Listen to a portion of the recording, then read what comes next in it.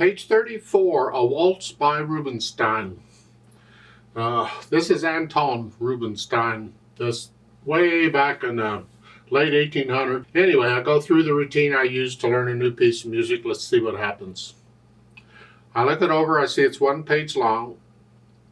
Treble and bass clef. 3 flats in the key signatures. So we're in the key of E flat major.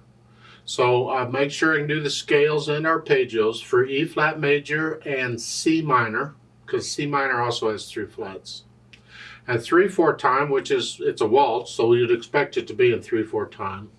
I want to take it one hand at a time, make sure I understand what each hand is doing. The right hand, and I'm going to try and connect everything at first. So you're here, 4, and then here. So it's a B flat, an E flat, and an A flat. All because of the key signature.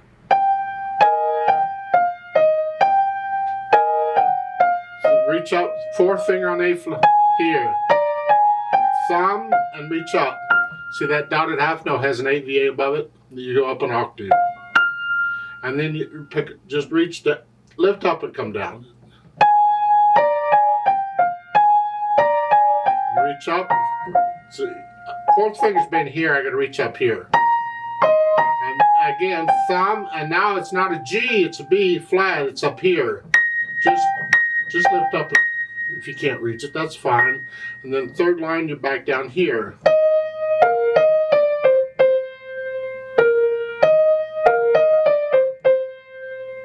And out of habit, I'll use different fingers on repeated notes. So on those C's,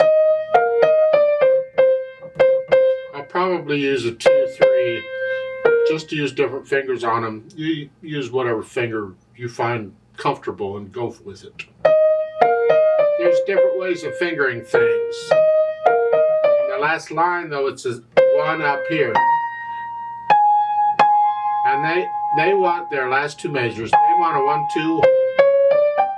I don't agree with that at all. There's no reason to go here. We have to sometimes, not here. So just do a 1, 2, 3. Reach up with little finger. You're right there. 1, 4 on the last one, not 1, 3. I don't know why they want a 3. The chord is this, and that's the fingering for it, so use 4. The left hand just has the chuck chucks here. Now the fingering you use on these is up to you, just finger them. You don't want to be up in here, you gotta do that. Again, it's up to you. 3rd measure, this mess, it's an F, an A flat, a B flat, and a D.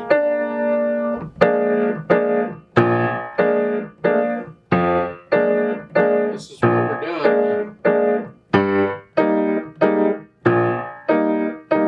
Of course, you have to look down at the keyboard on the left hand bit, but you shouldn't have to look down too much for the right hand, and that helps. Put the hands together, and when I first put the hands together, I'm just interested in which fingers are working together. I'm going to hesitate all over, I don't care. I just want it here, and then here, and here, here,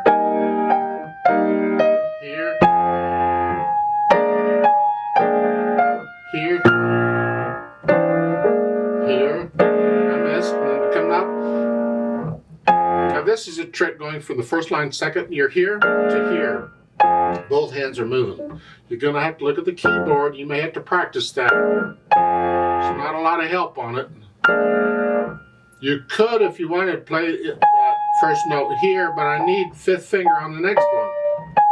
And I want to connect it. So it's really just see if you can find a way to move both hands. Here.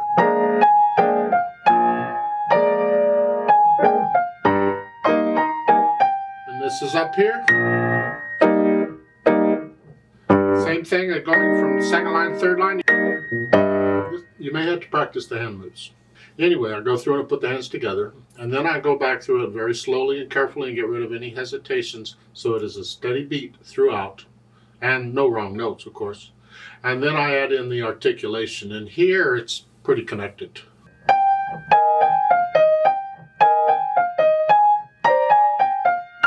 You just lift up for that. Here, just play it.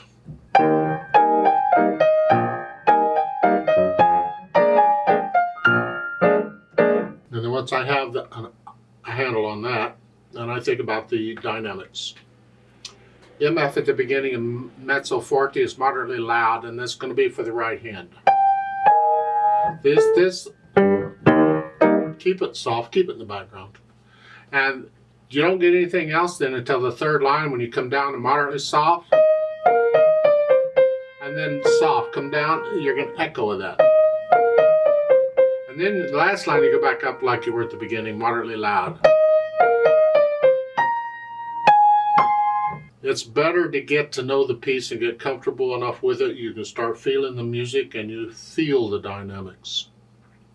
It's like in the first, at the beginning, you're not going to play necessarily both lines at exactly mezzo forte. Feel it. You may feel a little swell here and there. It's up to you. You're going to stay in the mezzo forte area, but you don't have to play it exactly at that. Then the speed. Well, good luck with that. Con anima with animation. It's quick. It's a rather quick waltz, but it has to be accurate, so it's got to be your quick waltz. How fast can you play all this and moving the hands around that?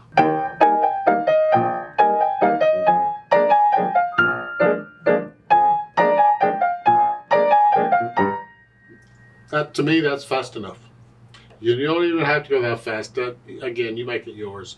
This is on the quick side. Usually with a wall, 1, 2, 3. This could be a 1, 2, 3, 1, 2, 3. It's a little faster waltz. You see, remember with waltzes, we've got slow waltzes and fast waltzes, and in between waltzes. So this is on the fast side. Now they've added pedal. And so let's talk about pedaling, because you notice they're only showing pedal for the first beat of the first few measures. And that's actually a good idea. The idea of this, it's a waltz style pedaling, is where we're pedaling the first beat of the measure to reinforce the natural accent. It's 1, 2, 3, 1, 2. So we add overtones to that one beat, and that's what they're doing here.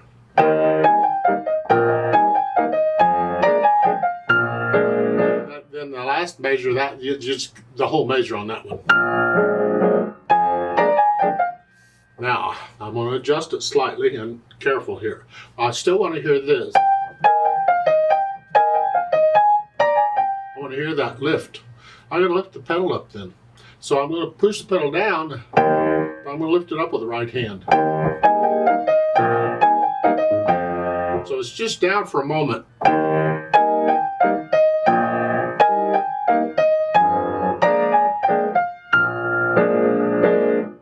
At the end of the first line, I want to hear the phrase. It's a new phrase. So I'm going to lift the pedal up at the end. Lift up.